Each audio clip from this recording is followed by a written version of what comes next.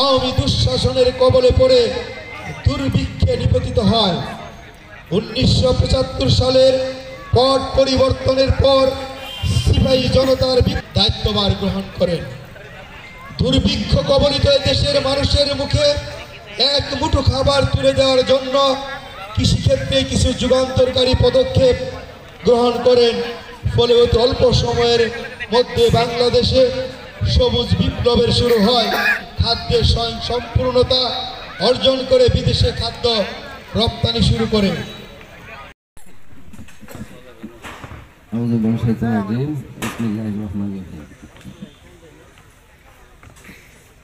ঢাকা জেলা কর্তৃক আয়োজিত দেশব্যাপী কৃষক সমাবেশের আজকে এই সমাবেশের সভাপতিত্ব করবেন বিরলা ইউনিয়ন বিএনপি সভাপতি আমার বড় ভাই আমির আলী এবং ঢাকা জেলা কৃষক দলের সভাপতি জুয়েল ভাই এবং হানিফ ভাই, সেক্রেটারি উপস্থিত ঢাকা জেলা অন্যান্য নেতৃবৃন্দ এবং বিরলা ইউনিয়নবাসী সবাইকে আসসালামু আলাইকুম ওয়া রাহমাতুল্লাহি ওয়া বারাকাতুহু। কথা বেশি বলবো না, কথা একটাই যে কৃষক বাঁচলে দেশ বাঁচবে। জিয়াউর রহমানও এই কৃষকের প্রতি দরদ ছিল, মাঠে ময়দানে কাজ করছে। খালেদা জিয়াও ঠিক এর ধারাবাহিকতা রক্ষা করছে। ইনশাল্লাহ আমি বা আমরা আমাদেরকে যদি আবার এই কৃষক দলের দায়িত্ব দেওয়া হয়, আমাদের যারা ঢাকা জেলার নেতৃবৃন্দ এখানে আছেন, আমরাও ঠিক বিএনপির পূর্বপুরুষরা যেভাবে কৃষকের দিকে তাকাইছে ঠিক আমরাও ওরকম ধারাবাহিকতা রক্ষা করার জন্য চেষ্টা করব। এই বলে আমার বক্তব্য শেষ করছি। বাংলাদেশ জিন্দাবাদ, বাংলাদেশ কৃষক দল জিন্দাবাদ, খালেদা জিয়া জিন্দাবাদ, জিয়াউর রহমান অমর হোক, তারেক জিয়া জিন্দাবাদ। যে সময়টা আমাদের কাম্য ছিল না, আমরা বিগত 16 বছর আমরা যে ত্যাগ স্বীকার করেছি, সেই ত্যাগ স্বীকারের প্রকৃত যে আমাদের পাওয়া, আমরা কিন্তু এখনো তা পাই নাই। আমাদের সামনে সেই সুযোগ আছে, কিন্তু সারা দেশব্যাপী যে লুটাতরা রাজ্য তার উদ্দেশ্যে দিতে চাই।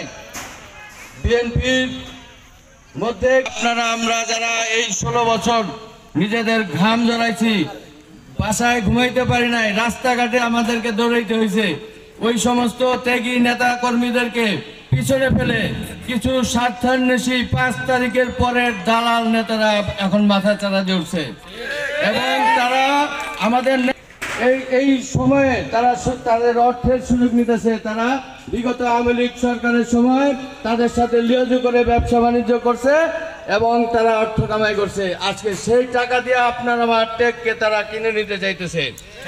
আপনারা সকল নেতা কর্মীদের কাছে আমার অনুরোধ, সকলেই সতর্ক থাকবেন এবং ওই 5 তারিখের পরে দালাল নেতাদেরকে প্রতিহত করবেন। এবং আমাদের যারা সিনিয়র নেতা আছেন তাদের উদ্দেশ্যে আমার একটা অনুরোধ, এই অনুরোধ যদি না থাকে পরবর্তীতে আমরা মেসেজ দিব। পুলিশের মুখে যদি আমরা আন্দোলন সংগ্রাম চালাই যাইতে পারি, তাহলে সাভার থানা তথা সারা বাংলাদেশের 2-1 জন নেতাকে বয়কট করতে আমরা মোটেও দ্বিধা করব না। এবং নেতা কর্মীদেরকে আমরা বলতে চাই, আমাদের মধ্যে আছে এই দুঃখ নিয়ে এই কথাটা বললাম, সংক্ষিপ্ত সময় বেশি দূর যাইতে পারতেছি না।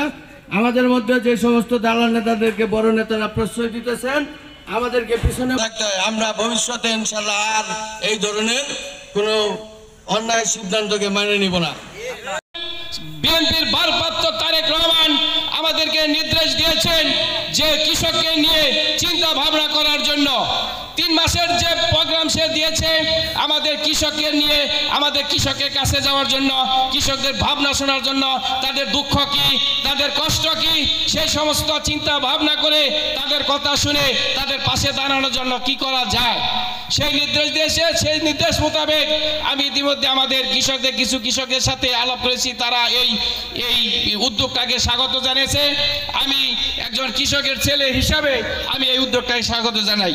তবে আমি বলতে পারি সাভার থানা কৃষক দল আগামী দিনে যে কোনো পরিস্থিতিতে সবার আগে থাকবে এবং সবার সবচেয়ে বড় ভূমিকা রাখবে, এই আশাবাদ ব্যক্ত করে আমি আমার সংক্ষিপ্ত বক্তব্য শেষ করছি।